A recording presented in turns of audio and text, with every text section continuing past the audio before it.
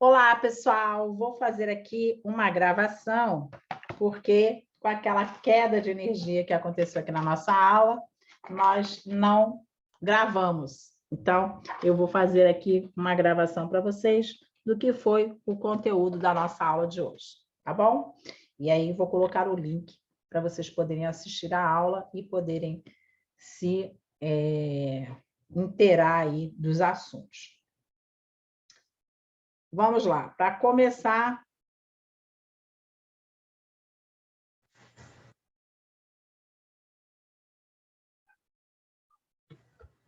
Para começar, eu quero que vocês peguem aí o material. É importante, dentro de uma aula online, que vocês tenham sempre material à mão, tá? E principalmente um copinho com água aí, para vocês poderem, durante a aula, dar uma paradinha, beber uma água, respirar, porque a aula online é uma aula normalmente muito intensa, com muito conteúdo. A nossa aula de hoje é uma aula apenas inaugural, é uma aula curta, não vai ser uma aula muito longa, mas as nossas aulas normalmente serão aulas de 1h30. E nós vamos usar algumas técnicas aí para a gente poder aprender melhor durante essas aulas. Algumas orientações importantes: as aulas são gravadas, elas são disponibilizadas no grupo de alunos inscritos. O material em slides eu também coloco para você. Sempre no final de cada aula eu coloco os slides em PDF. Nós teremos 5 encontros dentro do mês. Esses encontros eles vão acontecer na próxima semana, do dia 13 até o dia 17, com 5 conteúdos diferentes. Mais ou menos as aulas duram em torno de 1h30. O material em PDF ele é disponibilizado na véspera da aula, então no domingo eu vou colocar o material para a aula. Os exercícios e outros materiais eu vou colocando no grupo do WhatsApp. Haverá um plantão de tirar dúvidas, mas em horário específico e agendado. Então, eu vou marcar aí para você quais são os dias de tirar dúvida dentro da semana. O ciclo se inicia hoje, dia 10/9, e ele termina dia 10/10. Então, se você quiser fazer o ciclo 2, você tem até o dia 10/10 para efetuar o pagamento, e você também está no ciclo 2. Técnica Pomodoro. O que é a técnica Pomodoro? A técnica Pomodoro, ela é uma maneira de você aprender, mas você precisa ter alguns intervalos. Então, por exemplo, quero que você escreva aí em algum lugar qual é o tempo que você tem para estudar. Se você tem 1 hora, se você tem 2 horas, se você tem 2h30, se você tem 3 horas, qual o tempo que você tem para estudar? E aí você vai colocar esse tempo dividido em tempos menores, de 25 minutos, e vai dar intervalos de 5 minutos. Assim você vai ter mais foco e você vai ter uma aprendizagem muito mais eficiente. Então, se você tem 1 hora para estudar, você vai estudar 25 minutos e vai descansar 5, vai estudar 25 minutos e vai descansar 5. Assim você vai ter 4 blocos aí de 25 minutos estudando dentro desse processo. E é importante que você estude todos os dias, né? Então, assim, escolha se você vai estudar 1 hora, 2 horas, se você vai estudar 3 horas, né? Tudo precisa ter só consistência, você tem que estudar todos os dias. Também vai receber um plano de aula semanal. E aí é importante você se organizar. Se você vai estudar só fundamentos da educação, então coloque ali os dias que você vai estudar fundamentos da educação. O dia que você vai estudar legislação, você também precisa estar agendando. Quando você for começar a estudar sozinho, porque eu vou te dar conteúdo, então vai ter uma parte do mês que você vai se organizar nesse estudo. E aí, para você estudar, você precisa fazer o quê? Você precisa um dia estudar legislação, outro dia você estuda pedagógicos, outro dia você faz só exercício, no outro dia você faz mapas mentais, você faz resumos, porque você tem que alternar aí os estímulos para você não ficar cansativo para você. E a aula de hoje, né, a aula é uma aula inaugural, nós vamos falar sobre tipos de educação. Quais são os tipos de educação? Nós temos 3 tipos básicos de educação. A educação formal, aquela que é instituída, que tem um currículo regulamentado, que é oficial, precisa ter profissionais da educação, professores treinados, capacitados para dar aula.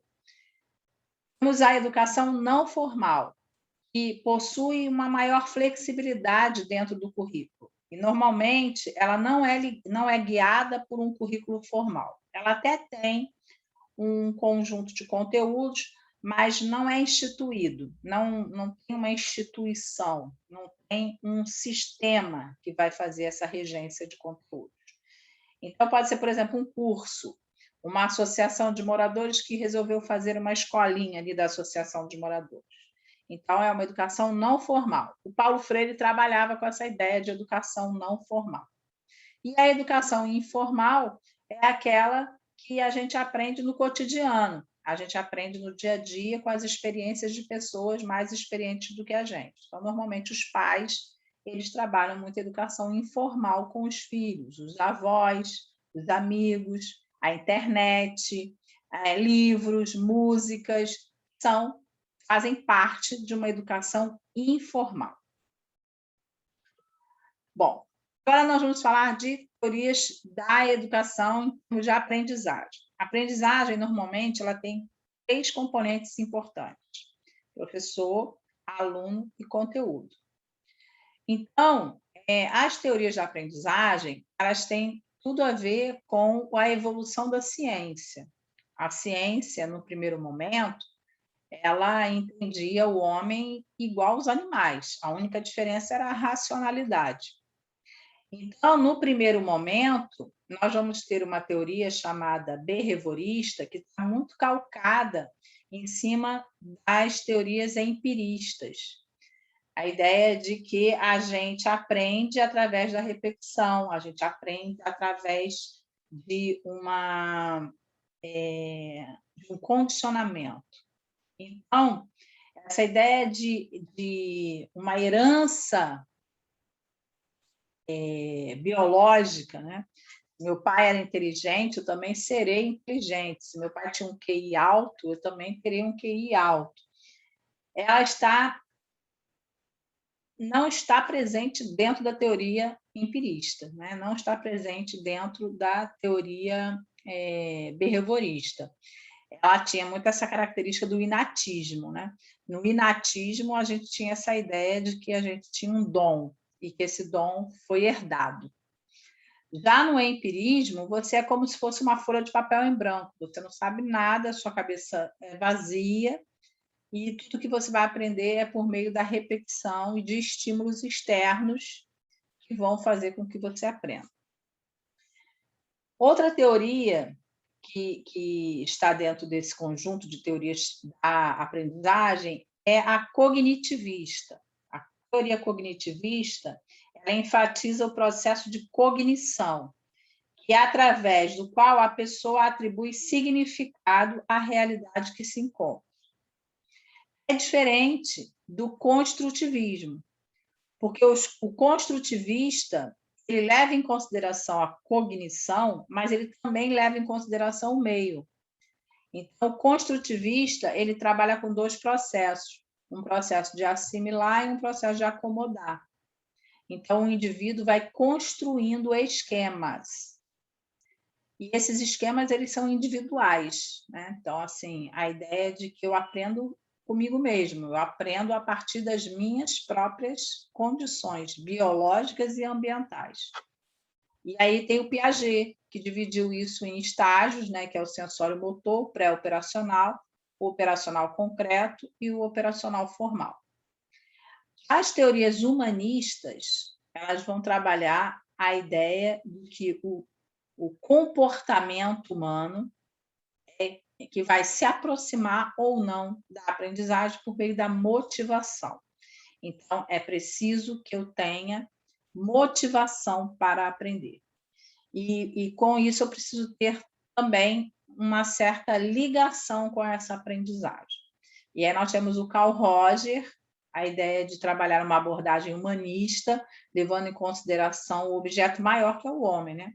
Então, o objetivo maior é eu estar bem, eu estar feliz. O meu desenvolvimento cognitivo ele está diretamente relacionado à minha realização pessoal. Já os socioculturais, que são ligados ao Vygotsky, o conceito central da teoria de Vygotsky é a atividade que é a unidade da construção entre a arquitetura funcional da consciência e o sistema de transformação do meio agindo como instrumentos dentro dessa consciência. Então, nós temos aqui os processos elementares, que são os reflexos, todos os animais têm, são de origem biológica. Já os processos superiores, as funções psicológicas superiores, como a linguagem, a formação de conceitos, a atenção voluntária, todos esses são de origem sociocultural. Então, eu tenho coisas em mim que são biológicas, mas eu também tenho coisas que eu aprendo com a minha cultura, com os modos de pensar, sentir e agir daquele grupo que está ao meu entorno. Então, são nossas funções mentais superiores, funções psicológicas superiores.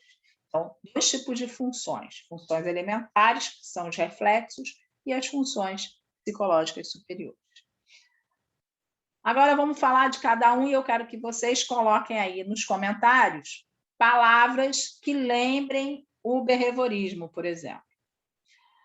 Aprendizagem e desenvolvimento behaviorista, behavior quer dizer comportamento em inglês, é o estudo do comportamento, o qual é tomado como um conjunto de reações do organismo aos estímulos externos. Então, é uma aprendizagem de fora para dentro. O behaviorismo busca controlar e moldar o comportamento humano.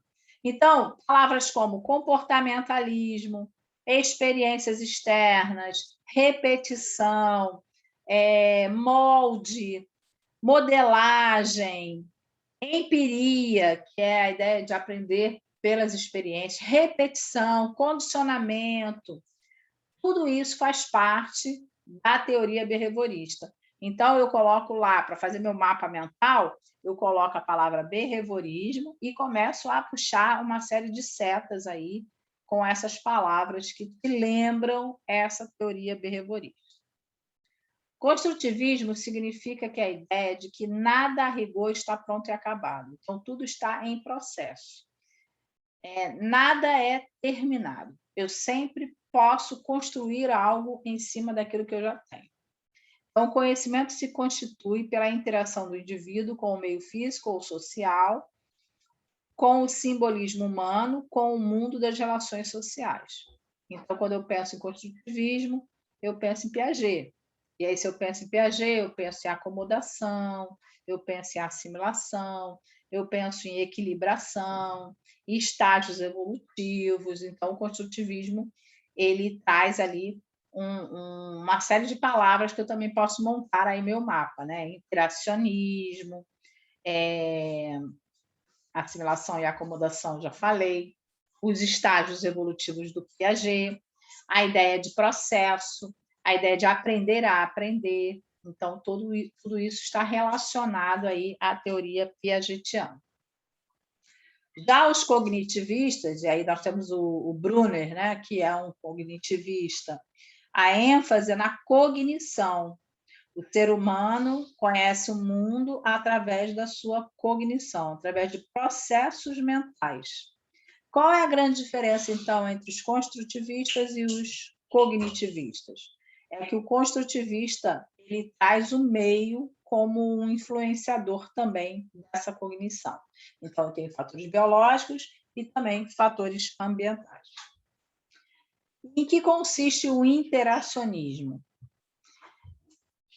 Ele consiste no resultado entre a interação do sujeito consigo mesmo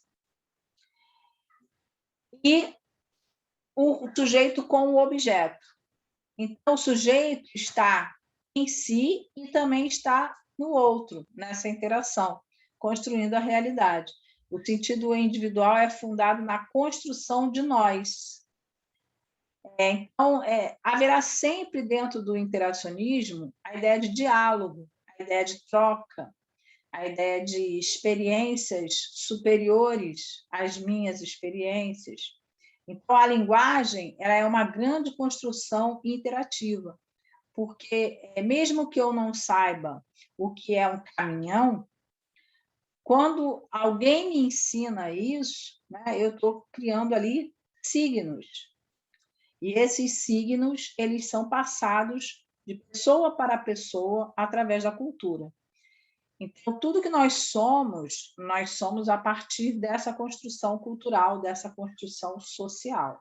Se eu colocasse uma criança isolada do mundo, isolada do ambiente social, dentro de um quarto, recebendo apenas água e comida, ela cresceria, mas ela não falaria, ela não desenvolveria. Crescer é uma coisa, desenvolver é outra coisa. Então, o que nos dá a linguagem não é o biológico. O que nos dá a linguagem é a interação social, porque é através da interação social que eu aprendo as coisas, eu aprendo os objetos, eu aprendo os signos, o nome dos objetos, e faço associações desses signos e consigo me comunicar. Então, a maior função da linguagem é a comunicação. E a segunda maior função da linguagem é o planejamento da ação. É eu ser capaz de planejar meu futuro, planejar as coisas que eu vou fazer. E isso é algo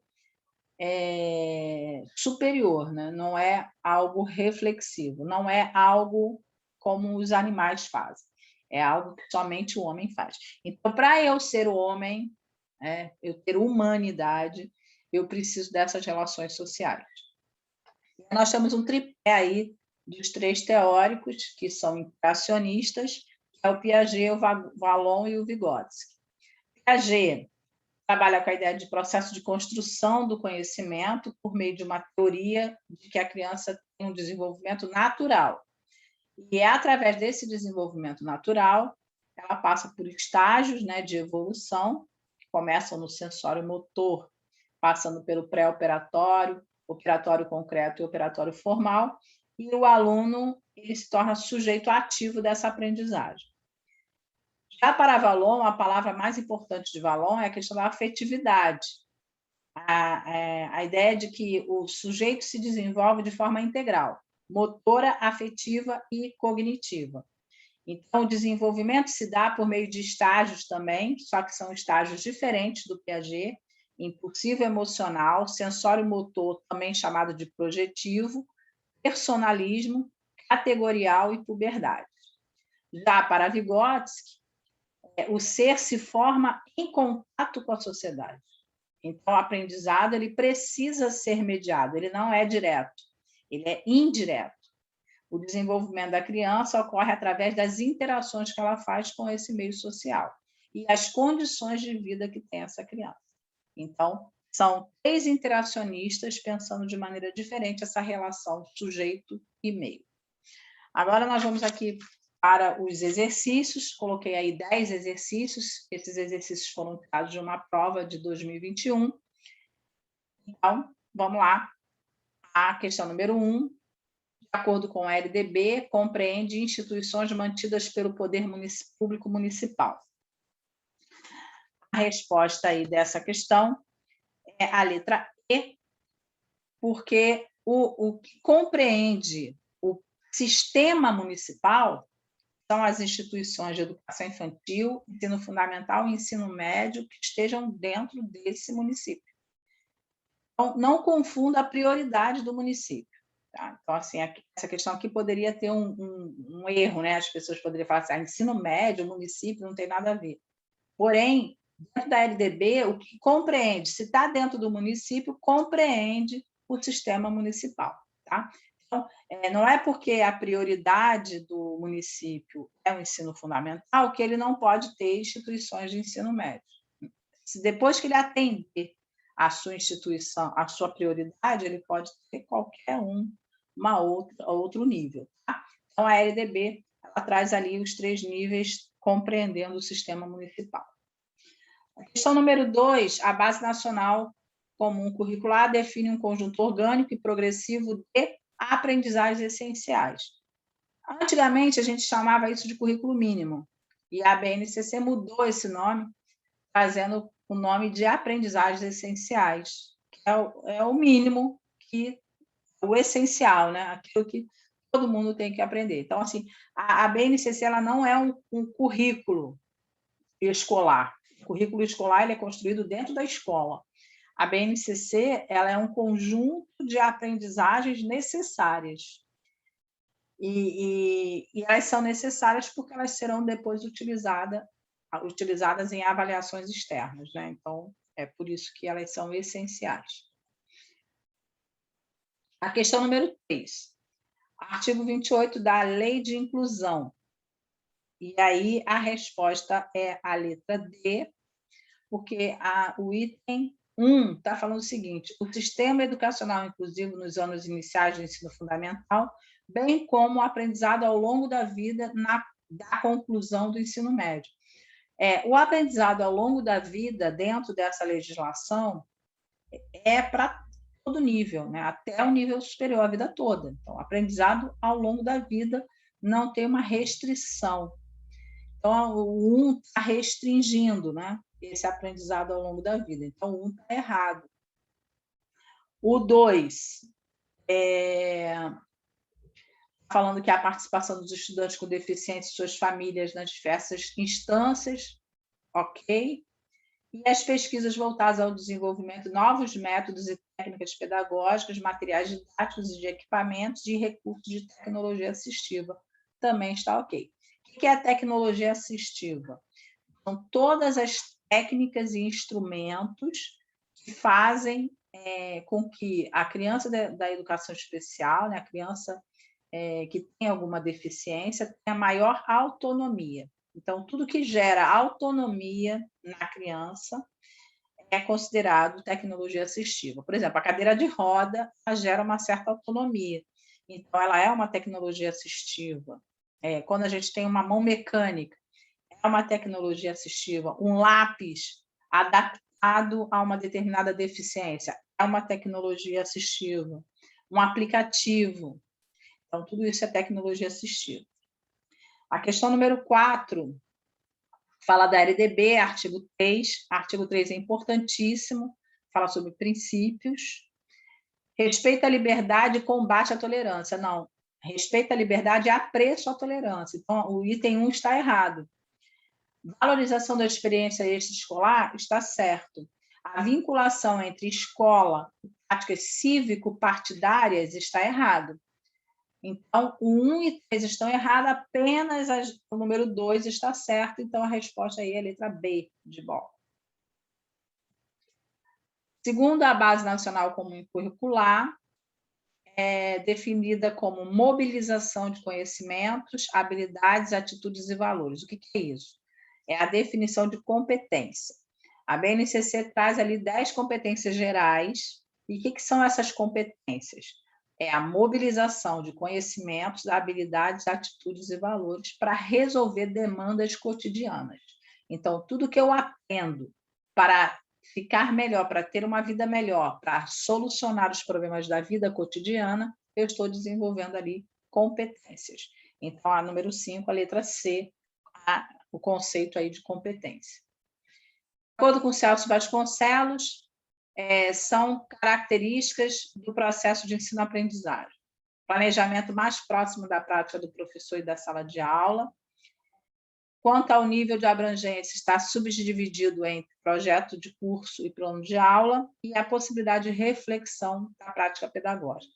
Então, aí, de acordo com o Celso Vasconcelos, o item a questão número 6, a letra E, porque os 3 estão corretos aí como características do projeto de ensino-aprendizagem. Paulo Freire criticava a educação bancária. O que é a educação bancária? A educação bancária é a educação tradicional, aquela educação passiva, transmissora, educação que não leva em consideração o diálogo. Então, a relação é vertical, não é uma relação horizontal. Então, o número 1 está certo, a relação verticalizada. O processo de ensino é centrado na narração, alguém fala e o outro só escuta. E a valorização da memorização mecânica também está de acordo com a educação bancária. Agora, o educando é um sujeito ativo, está errado. O educando é um sujeito passivo. Então, o item 4 está errado, somente 1, 2 e 3 estão certos, a letra é a letra C. Na questão número 8, fala sobre Lucchesi, o que é avaliar. Avaliar para Lucchesi é diagnosticar. Então, o item 1 já está correto, eu poderia ir para a eliminação das respostas que não tem o item 1, porque o diagnosticar faz parte da avaliação para Lucchesi. Investigar também é uma palavra importante na avaliação de Lucchesi. Então, o 1 e o 2 estão corretos. Julgar já não é uma palavra tão importante dentro da avaliação de Lucchesi. E selecionar muito menos, né? Até há um julgamento, um juízo de valor em Lucchesi. Mas apenas quando eu tenho um juízo de valor, eu tenho uma prova, eu tenho um teste, mas apenas com a finalidade de diagnosticar e de conhecer o meu aluno e saber em que nível ele está. Esse tipo de avaliação ele é feito sempre no início do processo.